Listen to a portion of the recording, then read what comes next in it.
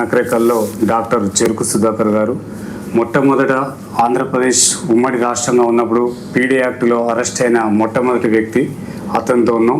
అసలు ఎందుకు అరెస్ట్ కావాల్సిన అవసరం వచ్చింది, తెలంగాణ ఉద్యమంలో ఎలాంటి పోరాటాలు చేసి మన తెలంగాణ సాధించుకున్నాం అతన్ని అడిగి తెలుసుకునేందుకు ప్రయత్నం చేద్దాం. సార్ నమస్కారం. సార్ నమస్తే సార్. మీరు మొట్టమొదటిసారిగా ఉమ్మడి ఆంధ్రప్రదేశ్ ఉన్నప్పుడు ప్రత్యేక రాష్ట్రం కోసం మీరు పీడీఏ యాక్టులో అరెస్ట్ కావడానికి గల కారణాలు ఏంటి? ఆ ఏడాదిలో మీరు జైలు అనుభవించిన కష్టాలు ఎలా ఉన్నాయి సార్? ఇప్పుడు చెరుకు సుధాకర్ యొక్క జీవితం యొక్క నిడివి కేవలం పీడీ యాక్ట్తో పరిమితమైంది కాదు. తెలంగాణ రాష్ట్ర ఉద్యమమే మన జీవిత కాలంలో మన ముందుకు వచ్చిన ఒక అవకాశం. దాంట్లో సంపూర్ణమైన నిబద్ధతతో పనిచేసినాం. ఈ రాష్ట్రం ఉమ్మడి రాష్ట్రంగా ఉన్నప్పుడు ఆనాడు సమైక్య పాలకుల కనుసన్నల్లో రాజకీయాలు చేసి చాలామంది ఉండగా 1997లో పట్టినాయి.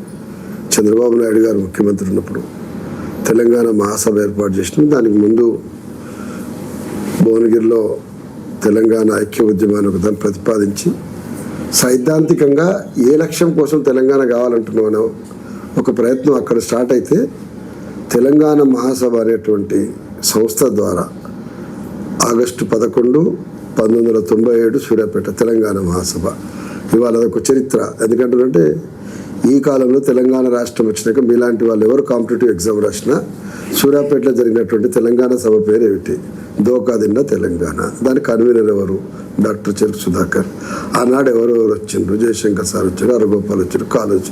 అదొక ప్రశ్నావళి అయిపోయింది.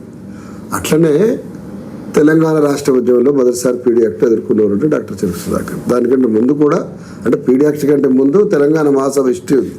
తెలంగాణ మహాసభ కంటే ముందు కూడా ఉమ్మడి రాష్ట్రంలో పట్టిన ఆనాడు 91 ఆ ప్రాంతంలో మొత్తం భారతదేశంలో పట్టిన ఉన్నటువంటి అట్టడుగు వర్గాల కోసం చేసేటువంటి అనేక ఉద్యమాలను మనం భాగస్వామ్యమైంది. కాంశీరామ్ గారు బహుజన్ సమాజ్ పార్టీ పెట్టక ముందుకే మన దగ్గర ఆనాడు డఫోడమ్ అని ఒక సంస్థ పెట్టినాం. దళితుల కోసం ఒక ప్రజాస్వామిక సంస్థ పెట్టినాం. ముందు నడిచినాం. వారు వచ్చినప్పుడు కాంశీరామ్ గారిని గౌరవించుకున్నాం, చంద్రశేఖరరావు గారిని గౌరవించుకున్నాం. ఎందుకంటే ఒక ప్రజాస్వామికమైన డిమాండ్ కోసం ఒక లీడర్ వస్తే ఆ లీడర్ని మనం ఎంకరేజ్ చేయడం, వారి వెంట నిలబడడం అనేది మన బాధ్యత. మనకే చేతనైన అవకాశం వచ్చినట్టు తెలంగాణ రాష్ట్రం వచ్చింది. రాష్ట్రం వచ్చిన తర్వాత ఒక తెలంగాణ ఉద్యమ వేదిక పెట్టినాం, తెలంగాణ ఇంటి పార్టీ పెట్టినాం. హిస్టరీ కంటిన్యూస్గా చేసే ప్రయత్నంలో ఉన్నాం. ఇవాళ సరే ఒక సందర్భంలో నేను పనిచేసిన పార్టీ నా వాళ్ళది అనుకుని ఇవాళ నేను బీఆర్ఎస్ పార్టీలోకి వచ్చాను. ఇక్కడ మన ఖాళీగా ఏం లేవు. ఈ రాష్ట్రంలో ఇప్పుడు కొనసాగుతున్న ప్రభుత్వము తెలంగాణ ఆకాంక్షల్ని నిజం చేస్తా లేదనుకున్నప్పుడు రోడ్డు మీద నిలబడడం ఎట్లా, పోరాటం చేయడం ఎట్లా, ఒక శాశ్వత ప్రతిపక్షంగా పాలకపక్షానికి ఎట్లా మన ధీటైనటువంటి ప్రతిఘటన చూపెట్టాలనే ఒక అంశం ఇవాళ తెలంగాణ ప్రజల ముందు ఉంది. ఎందుకు ఈ మాట అంటున్నట్టే తెలంగాణ అంశమునే కలగాపులుగా చేసినటువంటి వాతావరణం మనం చూస్తూ ఉన్నాం. ఇప్పుడు కూడా ఈ రాష్ట్రం మీద ఇంకా సమైక్య పాలకులకు నాటి నాయకుల యొక్క నీలి నీడలు ఉన్నాయి. వాళ్ళ యొక్క తోలుబొమ్మలాట వెనుక నుంచి దారాలు ఉన్నాయి మనం ఆడించడం లోపల. అది పోవాలని మనం కోరుకుంటున్నాం. అదే సందర్భంలో నేను ఈ నేల మీదనే పుట్టిన నేను నాయకుడిని, నేను ఇట్లనే ఉంటా, ఏమి నాదే రాజ్యం నేనే రాజు అంటే కూడా తెలంగాణ ప్రజలు ఒప్పుకోరు. ఇవాళ బీఆర్ఎస్లో ఉండవచ్చు కాక కానీ నేను చాలా స్పష్టంగా చెప్పదలుచుకుంది ఏంటంటే మనం ఒక పార్టీగా 10 ఏళ్ళు మనకిచ్చిన అవకాశాన్ని ఇంకా అద్భుతంగా మలుచుకున్నట్లయితే ప్రజలు మనం గుండెల మీద పెట్టుకునేటట్టు మనం మయ్యలేని భారం పెట్టినట్టు ప్రజలు దించుకునే ప్రయత్నం చేస్తారు. అది చంద్రశేఖరరావు గారికో బీఆర్ఎస్కో జరిగినటువంటి గుణపాఠం కింద చూసుకోవద్దు. తెలంగాణ ప్రజలు ఏ పాలకుడికైనా ఇవాళ రేవంత్ రెడ్డికైనా అదే హెచ్చరిక ఉంటుంది. ఎందుకంటే తోచిన ప్రకారం మాట్లాడి నేను ఇట్నే మాట్లాడుతున్నా, తొండిగానే ఉంటా, ఏదంటే అది మాట్లాడతా, నోటికి వచ్చింది అనుకుంటే కుదరదు. ఒక హైడ్రా పేరు మీద నువ్వు చేస్తానంటే తరిమి కొట్టిరు పోలీసు వాళ్ళందరినీ. ఎథనాల్ ఫ్యాక్టరీ పెడతాంటే తరిమి కొట్టిరు. ఎందుకంటే నువ్వు నాయకత్వం వహించిన నువ్వు ఇంకొకరిని ఎట్లా కొట్టినావు, ఎట్లా ప్రతిఘటించినావో నీకంటే 10 రెట్లు ఇవాళ ప్రజలు రోడ్ల మీద ఉన్నారు. అంటే తెలంగాణ నేల ఏది పడుతుంది మోసే స్థితిలో లేదు. అందుకోసం మనకు చాలా పెద్ద బాధ్యత ఉంది. మనలాంటి వాళ్ళకు కేవలం మనం ఏం సాధించినాం, ఏమైనాము, నాటి అన్ని గత స్మృతుల్ని తీయటి స్మృతులు లెక్కన అట్లా గమనంలో ఉంచుకోవడం కోసం కాదు మనం కొట్లాడాలి. ప్రజలకు మన లీడర్షిప్ యొక్క అవకాశం ఉంది, పోరాడాలి. మనలాంటి వాళ్ళు పోరాడితేనే కొత్త లీడర్షిప్ వస్తుంది. 1990 నాడు ఉన్న లీడర్షిప్ ఇవాళ అది అంతే యాక్టివ్ ఉండకపోవచ్చు. కానీ మనలాంటి వాళ్ళం ఇంకా ప్రజల క్షేత్రంలో ఉండడం ద్వారా కొత్త లీడర్షిప్ వస్తుంది. ఇవాళ సెంట్రల్ యూనివర్సిటీలో యూత్ వచ్చి రోడ్డు మీదకి ఎక్కి కొట్లాడినరు అని అంటే మనలాంటి వరకు లీడర్షిప్ని చూసే కదా వాళ్ళు కొట్లాడి, అంతే కదా. ఒక చాలా సందర్భం మేము రోహిత్ ఉన్నాడు, రోహిత్ సందర్భంలో జరిగిన ఉద్యమంగా దేశవ్యాప్తంగా ఒక రోహిత్ చట్టం వచ్చింది. అలా తెలంగాణ హైదరాబాద్కు ఎంత దమ్ము ఉంది అనడానికి అది ఒకటి ఎక్కడికి వచ్చింది కదా. ఇంత దేశం లోపల ఇవాళ ఇన్ని స్టేట్స్ ఉన్నాయి. ఇవాళ ఛత్తీస్గఢ్లో నక్సలైట్ని చంపుతా ఉన్నారు, ఆపరేషన్ కగారు కొనసాగిస్తూ ఉన్నారు, కిరాతకంగా చంపుతారు అని చెప్పేసి ఎవరు రోడ్ల మీదకి వస్తుండ్రు. ఈరోజు కూడా హైదరాబాద్లో ఆపరేషన్ కగారు ఆపేయాలని చెప్పి ఇందిరా పార్టీ ధర్నా అయింది.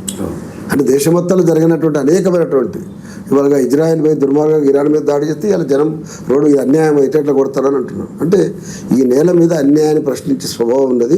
ఆ స్వభావాన్ని మనం తీర్చిదిద్దాలి మన లీడర్లమైనందుకు. అంటే మన జీవిత కాలంలో మనకి ఏమైనా లక్ష్యం ఉందంటే ఇదే లక్ష్యం. నువ్వు ఎమ్మెల్యే కాకపోతే ఎమ్మెల్సీ కాకపోతే నాకు పొయ్యి పేమెంట్స్ అప్పుడు వచ్చే కారు లేకపోయే చిన్నపిల్లల దగ్గర చాక్లెట్కి ఇచ్చినట్టు ఏడవద్దు. మనిషి అంటూ ధీరోదాతలు కూడా లీడర్గా ఉండాలి, స్టాండ్ కావాలి.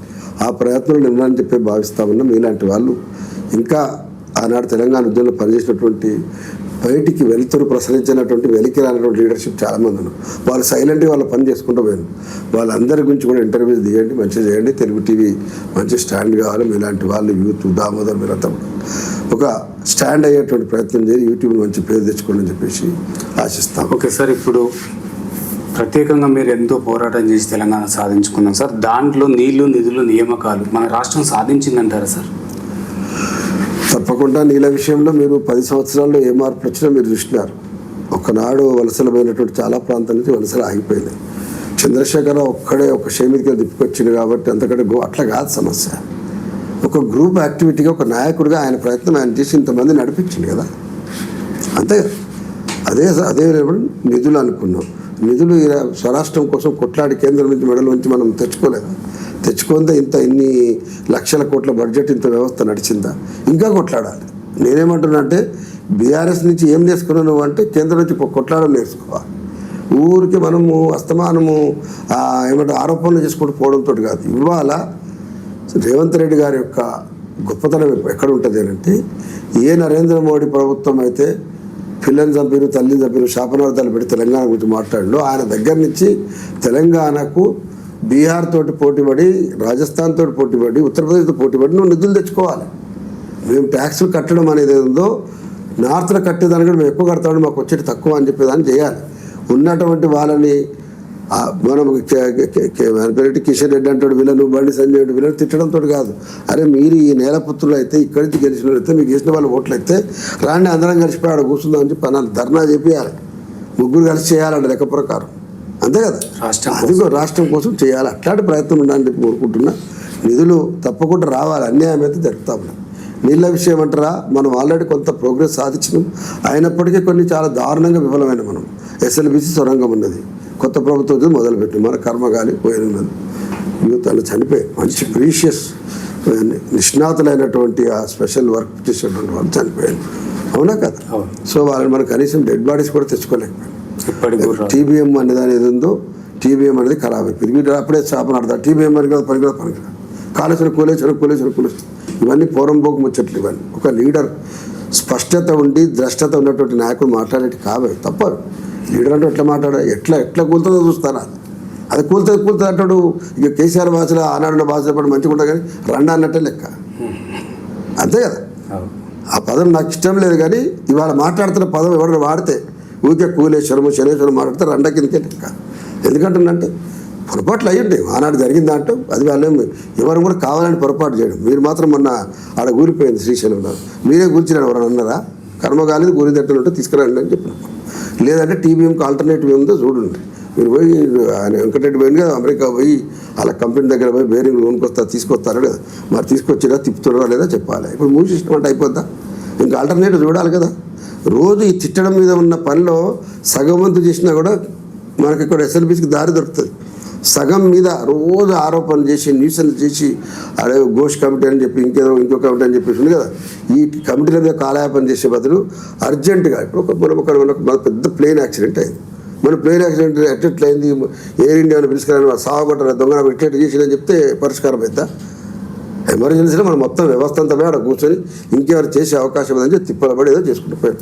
అట్లనే ఒక ప్రమాదం జరుగుతుంది, దాని నుంచి ఎట్లా మనం ఇంకా వెతుకుని మా బెటర్ టైం ఇంకా ఏం చేయగలుగుతామని ప్రత్యామ్నాయం చూడాలి తప్ప మనం తిట్టుకుంటూ కూర్చుంటే కాదు. 100% ప్రమాదం జరిగింది, ఓ పెద్ద వ్యవస్థలో ప్రమాదం జరిగింది, జరగకూడదే జరిగింది. దాన్ని ఎట్లా పరిష్కారం చేద్దాం చూడాలన్నా అవుతా.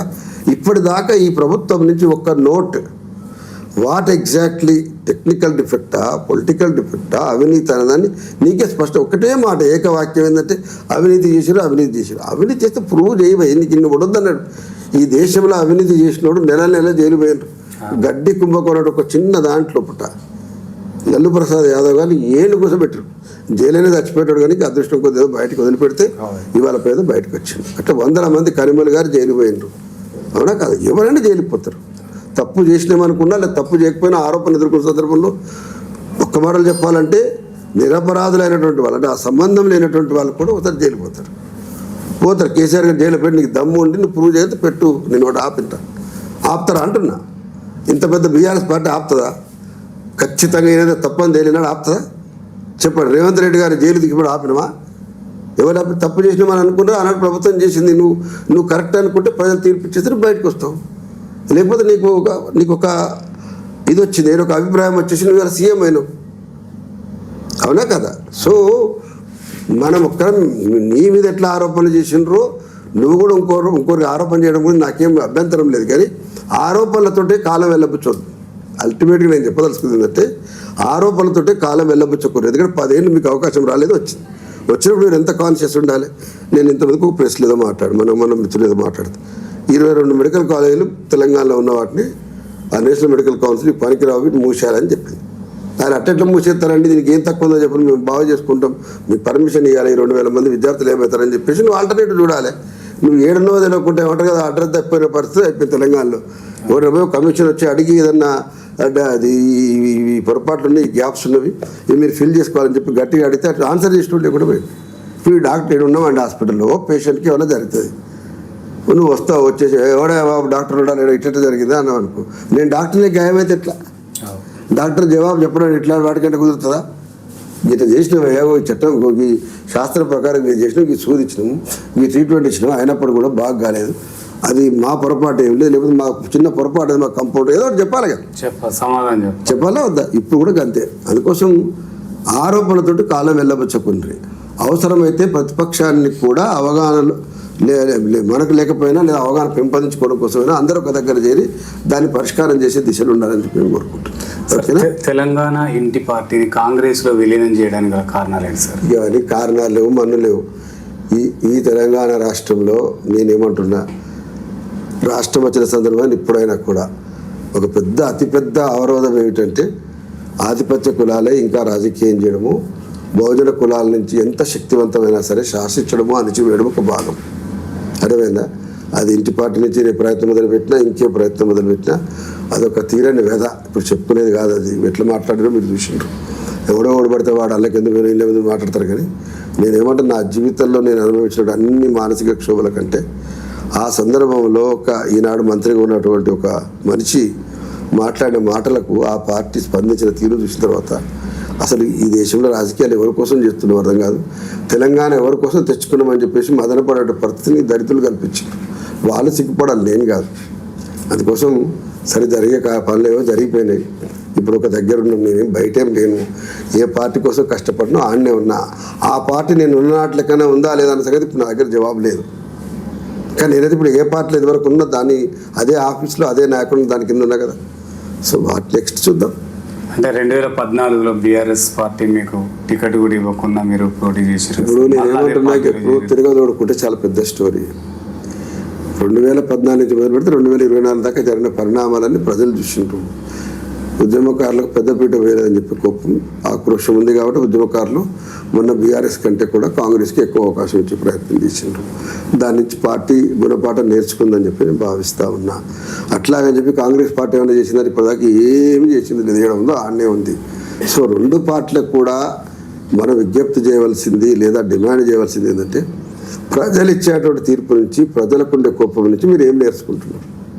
అది చంద్రశేఖరరావు గారికైనా వర్తిస్తుంది, అదేంటి రేవంత్ రెడ్డికైనా వర్తిస్తుంది, రేపు ఇంకొక ముఖ్యమంత్రి ఇంకోరైనా వర్తిస్తుంది. అందుకోసం ప్రజలకు పాలకుడు ఎప్పుడు జవాబుదారీగా ఉండాలని చెప్పి అలాంటి వాళ్ళని కోరుకుంటాం. రేపు బీఆర్ఎస్ పార్టీ అధికారంలోకి వచ్చిన గతంలో ఉన్న పొరపాటు కూడా కొనసాగకుండా చాలా శక్తివంతంగా చాలా పద్ధతిగా ఫీడ్బ్యాక్ తీసుకొని పనిచేద్దని ఆశిస్తాం. సార్ ఇప్పుడు మన ఇంటి పార్టీ తెలంగాణ ఇంటి పార్టీ తరఫున మీరు మన శాసన మండలి దాకా వెళ్ళి ఓడిపోవడం జరిగింది సార్. మరి బీఆర్ఎస్ పార్టీలోకి వెళ్ళిన తర్వాత అట్లాంటి అవకాశాలు వచ్చినాయి అంటారు? నేను మీకు ముందే నేను ఇప్పుడు అవకాశాలు ఏమొస్తాయనే ఆలోచన కూడా లేను నేను చేయాల్సిన స్కోర్ చేసిన అయిపోయింది. ఇప్పుడున్న పార్టీ ఏం చేస్తుంది, భవిష్యత్తులో ఏం చేద్దామనే సంగతి ఆ పార్టీ వాళ్ళకి ఆలోచనకి వదిలిపెట్టేసింది నేను. అందుకోసం ఇప్పుడు నేను మళ్ళీ ఎమ్మెల్సీ ఇస్తారా లేదా అంటే నేను ఎదిగిన స్థాయికి ఇప్పుడు నాకు ఎమ్మెల్సీ ఇవ్వకపోతే కిరీటం కింద పడిపోయేది ఏం లేదు. ఈ రాష్ట్రంలో చాలామంది మంత్రుల్ని ఎమ్మెల్యేలని పెద్ద పెద్ద సోకాళ్ళ అవకాశాలు వచ్చినటువంటి పార్లమెంట్ సభ్యులు కూడా ఎవరు ప్రజలు గుర్తుపెట్టుకుంటలేదు కానీ చెక్ సుధాకర్ అయితే మొత్తం తెలంగాణ మొత్తం గుర్తుపెట్టుకుంటుంది. I made the history, I will continued as the hero only. నేను ఎందుకు అంత దేవురించి వీని దగ్గర వాళ్ళ దగ్గర అడగాలి? బ్రహ్మాండంగా ప్రజల కోసం పనిచేస్తాను. నేను పోతే గుర్తుపట్టేటువంటి గ్రామాలు వేలు ఉన్నాయి. వేల మంది ఉద్యమంలో పనిచేసిన వాళ్ళు కానీ బుద్ధిజీవులు కానీ నన్ను గుర్తుపడతారు. నాకు అవకాశం ఉన్నప్పుడల్లా నేను ప్రజల తరపున మాట్లాడుతున్నాను. నాకు మాట్లాడితే నా నోరే పెద్దది. నా నోరు ఎంత పెద్దదంటే శాసనసభ కంటే మించినట్టు నోరు నాది. కాబట్టి నాకేం అట్లాంటి ఫీలింగ్ ఏం లేదు. ఒకసారి ఇప్పుడు శంకరమ్మ కానీ తర్వాత జిట్టా బాలకృష్ణారెడ్డి అండ్ చెరుకు సుధాకర్ గారికి బీఆర్ఎస్ పార్టీలో ప్రాధాన్యత దక్కలేదని అనుకుంటున్నారు సార్. నాకు ఇప్పుడు దక్కింది దక్కలేదు వేరే సంగతి. ఇవాళ జిట్టా లేడు, శంకరమ్మ ఉత్తమ్ కుమార్ రెడ్డి గారు ఆడపదేదో మాట్లాడతారు, నేను కూడా కూర్చున్నది. అది ఆమె ఇష్టం. ఎందుకంటే ఆ పిల్ల దెబ్బతిన్నది కాబట్టి ఏమనుకుంటుందో మనకు తెలియదు. బట్ నాకు సంబంధించి నా కాంగ్రెస్లో నా చేదు అనుభవం అయితే నాకేం పెద్ద బయటకు వచ్చిన బాధ ఏం లేదు. ఏమి పోయినందుకు బాధ లేదు, వచ్చినందుకు కూడా బాధ లేదు. ఎందుకంటే పోయినప్పుడు నాకున్న పరిస్థితిలో ఆనాడు ఓ ప్రత్యామ్నాయం ఉండాలనుకున్నా. అప్పటికే నష్టపోయినా కాబట్టి పిలిచింది రేవంత్ రెడ్డి పిలిచింది. ఎంత సంతోషంలో నేను పోయినో అంతే బాధలు కూడా బయటకు వచ్చిన. సో దానికి పెద్ద ఫీల్ కావాల్సింది ఏం లేదు. 14 ఏళ్ళు కష్టపడ్డా బయటకు వచ్చిన. అయ్యో అవలు కూడా అదే జరిగింది. ఏమి అయ్యేదేముంది? ఇప్పుడు ఏమి అయ్యేది ఏం లేదు. సార్ వంశపరంగా వస్తున్న రాజకీయాలపైన మీ అభిప్రాయం ఏంటి సార్? ఏంటది? వంశపరంగా వస్తున్న రాజకీయాలపైన అంటే భారతదేశం లాంటి ఒక ఫ్యూడల్ సిస్టంలో భూస్వామ్య ఆలోచన విధానం లేదు. చాలా ప్లేస్లో ప్రపంచంలో చాలా ప్లేస్లలో ఒక పెద్ద నాయకుడు పోయిన తర్వాత ఆయన కొడుకు పిల్లలు చేస్తూ ఉంటారు. ఆయన ఉండగా ఇంకోటి వెళ్తారు. అవన్నీ మనం అందరం గమనిస్తున్నాయి. వాస్తవానికి ప్రజాస్వామిక వ్యవస్థ పరిపుష్టి కావాలంటే, ప్రజల నుంచి ఎదిగే నాయకులు కావాలంటే కేవలం తల్లిదండ్రుల నుంచి వచ్చినటువంటి వారసత్వం నుంచే కాకుండా స్వతంత్రంగా ఎదిగే లీడర్షిప్కి ప్రజలు ఎక్కువ స్పేస్ ఇస్తే బాగుండదని మనం ఆశించాలి. తప్పేం కాదు. బట్ ఇప్పటికిప్పుడు రియాలిటీ ఏంటంటే దేశంలో ఆల్మోస్ట్ 70% అంటే నేషనల్గా ఇవాళ రాహుల్ గాంధీ గారు, ఇందిరాగాంధీ, రాజీవ్ గాంధీ, ఎట్లా సోనియా అక్కడ దాకా నెహ్రూ దాకా వెతుక్కున్నా ఇవాళ కేసీఆర్ కుటుంబం, పక్కన చంద్రబాబు నాయుడు కుటుంబం, ఆ పక్కన ఉన్నటువంటి ఒడిశాలో నవీన్ పట్నాయక్ కుటుంబం, ఆ పైన నితీష్ కుమార్ కుటుంబం, మన పేరు లల్లు ప్రసాద్ యాదవ్ పిల్లలు. మీరు దేశమంతా అట్లా చూస్తే కూడా చాలా ప్రాంత ఎస్పీ ఆయన మన ఉంది కదా, అదైనా కానీ చాలా సమాజ్వాదీ పార్టీ కానీ ములాయం సింగ్ యాదవ్ గారు కొడుకున్నాడు. ఇట్లా చాలా ప్రాంతాలు అట్లా లీడర్షిప్ ఉన్నది. ఆ మాటకు వస్తే ఇప్పుడు విజయరాజ్ సింధియా ఉన్నది. ఆ రోజు మహారాణి గ్వాలియర్ కాబట్టి ఆమె కొడుకు మళ్ళీ ఇప్పుడు ఇంకో సింధియా ఉన్నాడు. ఆ తర్వాత మాధవరావు సింధియా ఉన్నాడు. ఇట్లా గోసార్ ఇంకా దీన్ని మారాలని కోరుకోవాలి మనం. అంతే. గాలి జనార్దన్ రెడ్డి పోతే ఇంకో గాలి వస్తాడు. అట్లే ఉంటారు. ఇప్పుడు బీసీ వర్గీకరణ పైన రేపు 42% రిజర్వేషన్ ఓకే అయితే బీసీలకు న్యాయం జరుగుతుంది అంటారా సార్? 42% రిజర్వేషన్ అనేది పెద్ద గొప్ప డిమాండ్ ఏం కాదు. వాళ్ళు కామారెడ్డిలో అన్నారు కాబట్టి మనం ఆ కామారెడ్డిలో మీరు అన్నమాట ప్రకారం చేయాలి అంటున్నాం. కానీ మన లక్ష్యం మనం ఎంతమంది జనాభా తేల్చారో అంత రావాలి మనకు. ఆ ప్రకారం లెక్క వేసుకుంటే ముస్లింలు కలుపుకొని లెక్కేసుకుంటే ఆ లెక్క తొండిదాన్ని మనం అనుకుంటున్నాం. తొండిదాని ప్రకారం లెక్కేసినా మనం 62 మంది కావాలి. ఇంక్లూడింగ్ ముస్లిమ్స్ కలుపుకుంటే 62% కావాలి. మైనస్ వాళ్ళ ఏంటి మనం 52%, 54% కావాలి. ఏమి దాంతోపాటు ఏంటంటే స్థానిక వ్యవస్థలో లీడర్షిప్ రావడం ఎంత ముఖ్యమో, స్థానిక సంస్థల్లో కూడా మనం ఎదగడం ఎంత ముఖ్యమో, పార్లమెంట్లో అసెంబ్లీలో ఉండడం ముఖ్యం. ఆ పార్లమెంట్ అసెంబ్లీ మనం అవకాశం తీసుకున్నంత వరకు, అధిష్టానాలు అనివార్యంగా వాళ్ళ మెడలు వంచి మన సీట్లు తీసుకోవాలంత వరకు మనము బీసీ ముఖ్యమంత్రి వాళ్ళు కలగడం సాధ్యం కాదు. లేదా బీసీ మినిస్టర్లు కావాలని, అసలు బీసీ ఎమ్మెల్యే కావడానికి అవకాశం లేనప్పుడు బీసీ ముఖ్యమంత్రి ఎట్లయితాడు? So it's a basic sense. అది దాన్ని ఏం మాట్లాడమని 2 రాష్ట్రాల్లో ఎంత దుర్మార్గంగా అగ్రవర్ణ రాజకీయాలు నడుస్తున్నాయో మనం చూస్తూనే ఉన్నాం. అందుకోసం ఇప్పుడు 100% రేపు చట్టసభల్లో రేపు డీలిమిటేషన్ ఇవన్నీ జరుగుతున్న తరుణంలో పూట ఎట్లా జనగణనకు రిలీజ్ అయింది వాళ్ళ గజెట్. మనం ఏం కోరుకోవాలంటే ఇమ్మీడియట్గా జనగణనతో పాటు రేపు పార్లమెంటుకు అసెంబ్లీకి కూడా చట్టసభల్లో మేము రిజర్వేషన్ బీసీలకు కంపల్సరీగా ఇస్తామని చెప్పేసి కేంద్ర ప్రభుత్వం డెసిషన్ తీసుకోవాలి. అన్ని రాష్ట్రాలు కూడా సర్క్యులర్ పంపాలి. ఇప్పుడు బై ఛాన్స్ ఇప్పుడు తమిళనాడు ఉన్నది, నువ్వు రిజర్వేషన్ ఇవ్వకున్నా పర్వాలేదు, వాళ్ళే మెజారిటీ 70% బీసీలే గెలుస్తారు. అక్కడ టికెట్లు కూడా బీసీలకి ఇస్తారు. మొత్తం అసెంబ్లీ మొత్తం కలిపి 2 బాపులు ఉన్నాడు, ఇద్దరు ఒక్కడు బాపులు ఉన్నాడు అంతే, ఎవరు లేడీగా. అర్థమైందా? సో మరి సంఖ్య ఎంత ఉందంటే సంఖ్య చాలా పెద్దగా ఉంది.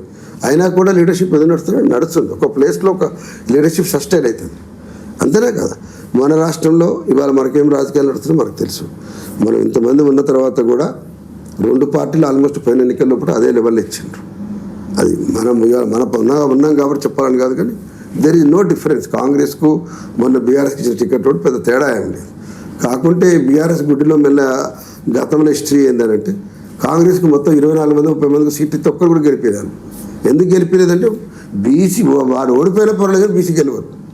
కాంగ్రెస్లో ముఠా కొట్టాటల స్థాయి ఎంత ఉంటుంది అని అంటే బీసీకి టికెట్ ఇచ్చేది బీసీ ఓడిపోయినా పర్వాలేదు, ఆపోజిట్ గెలిచినా పర్వాలేదు, కానీ మనకి ఇప్పుడు ఒక బీసీ గెలితే వాడు ఎప్పుడు ఆడతాడు. లాజిక్ అర్థమైంది కదా. సో బీసీ లీడర్షిప్ అనేది బీసీలు అనేటువంటి వాళ్ళు, నువ్వు రియల్ ఎస్టేట్ చేసినవా, డాక్టర్ అయినవా, మెడికల్ కాలేజ్ పెట్టినవా, ఇవన్నీ ఒక ఎత్తు. నువ్వు నీ వాళ్ళని అవసరం వచ్చినట్టు ఎలక్షన్ లోపల నీ వాళ్ళ కోసం ఓటు వేయించి నీ వాళ్ళని చట్టసభలో పంపించడం అనేది అతిపెద్ద ఛాలెంజ్. ఆ పని చేయగలిగితే న్యాయం జరుగుతుంది. అది లేకుండా మనము గాల్లో చిరుతలు పట్టుకొని కొట్టాడితే ఏమి రాదు. ఓకే సార్, ఇప్పుడు ఐటీ పనుల లిఫ్ట్ ఇరిగేషన్ ద్వారా ఎంత మేరకు న్యాయం జరుగుతుంది అంటే సార్? చిన్న చిన్న విషయాలు ఏం చెప్తా, కానీ ఏ లిఫ్ట్ ఇరిగేషన్ ఉన్నా ఏ గ్రావిటీ కెనాల్ ఉన్నా డెఫినెట్గా దాంట్లో ఒక మేరకైతే అడ్వాంటేజ్ ఉంటుంది. ఏ దానికి ఉంటుంది. పెద్ద మనం ఒక చిన్న దానికి పరిమితమై మాట్లాడుకోవాలి. ఎక్కడ మాట్లాడుకున్నా ఇరిగేషన్ అనేది కరువు ప్రాంతం లోపల నీళ్ళ మీద అంటే వ్యవసాయం వర్షం మీదనే కాకుండా ఇంకా మిగతా వాటి మీద డిపెండ్ అయ్యే దగ్గర చాలా పెద్దది అది. ఎందుకంటే దాని ద్వారా బోర్లకు కూడా వాటర్ పెరిగే అవకాశం ఉంటుంది. అంతే కదా, మనం చూసినాం కదా మిషన్ కాకతీయ లోపల ఇవాళ ఉన్న ప్రాంతాలప్పుడు గ్రౌండ్ వాటర్ పెరిగిందని నేషనల్ కమిషన్ ఇచ్చింది కదా. అంతేనే కదా, ఎస్ఎల్బిసి నీళ్లు మనం ఇవాళ లిఫ్ట్ చేసి కెనాల్ తీసుకొని వచ్చినప్పుడు చాలా ప్రాంతాల వ్యవసాయం పెరిగింది కదా. సో లిఫ్ట్ అది కాబట్టి ఇట్స్ ఓన్ అడ్వాంటేజ్. అట్లాగే గ్రావిటీ అడ్వాంటేజ్ ఉంటుంది. సరే, కాంగ్రెస్ ప్రవేశపెట్టిన 6 గ్యారెంటీల పైన మీ అభిప్రాయం ఏంటి సార్? ఇవన్నీ వేస్ట్ ఆఫ్ టైంతో ఏ గ్యారంటీలు ఉండవు. అన్ని గ్యారంటీలు వారంటీ లేని గ్యారంటీలే ఉంటాయి. ఎందుకు వేస్ట్ ఆఫ్ టైం? చైనా మాల్కు వారంటీ ఉంటుంది, గ్యారంటీ ఉంటుంది. 4 సార్లు షాప్ పోతే 3వ సారి లేకుండా ఏం లేరని వదులుకుంటాం. అంతే కదా. ఓకే సార్, సార్ ఇప్పుడు మీరు ఏం చెప్పదలుచుకున్నారు? రేపు ఎన్నికలు వస్తున్నాయి సార్. ఏం ఎన్నికలు వస్తున్నాయి? ఇప్పుడు స్థానిక ఎన్నికలు వస్తున్నాయి. స్థానిక ఎన్నికల్లో ఏం కానీ సరే బ్యాక్వర్డ్ క్లాస్లో ఉన్నటువంటి మెజార్టీ నిలబడాలి, మెజార్టీ గెలవాలి. సింగిల్ పాయింట్ ఎజెండా మనం. Okay sir, thank you sir. చూస్తూనే ఉండండి మీ తెలుగు టీవీ.